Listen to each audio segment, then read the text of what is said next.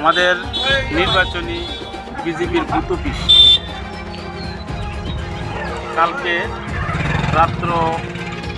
রাত্রে আনুমানিক 11টার সময় কে বা কাহারা দুষ্কৃতিকারীরা যারা সমাজের অবহেলিত গুন্ডা বদমাশ, যারা এলাকার শান্তি শৃঙ্খলা, যে মানুষ যে শান্তি শৃঙ্খলায় বসবাস করছে, হয়তো যে হারমাত বাহিনীরা তারা হয়তো সহ্য হচ্ছে না এবং শান্তির পরিবেশটাকে বিনষ্ট করার জন্য, অশান্তির বাতাবরণ তৈরি করার জন্য আমাদের নির্বাচনী বুথ অফিসকে আগুন দিয়ে পুড়িয়ে দেওয়া হয়েছে। এবং তার আশেপাশেই আমাদের ভারতীয় জনতা পার্টির একজন কার্যকর্তার বাড়িতে, যেটা মানে খের, যারা আমরা গ্রাম্য ভাষায় বলি গরুর খাবার, খেরের পাড়ায় আগুন দেওয়া হয়েছে।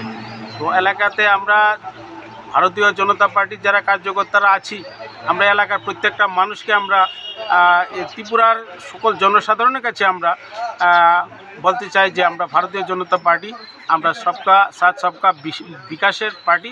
আমরা চাই না এলাকায় আমরা কোনো ধরনের উচ্ছৃঙ্খল হোক। আমরা চাই ত্রিপুরাতে শান্তির পরিবেশ আছে, সেটা আগামী দিনও থাকবে।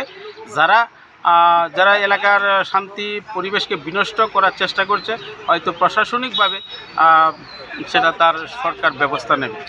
আইনের সহায়তা নেওয়া হয়েছে, এখনও আমাদের প্রশাসন থেকে আসেনি, হয়তো কিছুক্ষণের মধ্যে আসবে। দেখা যাক আইন প্রশাসন কী করে।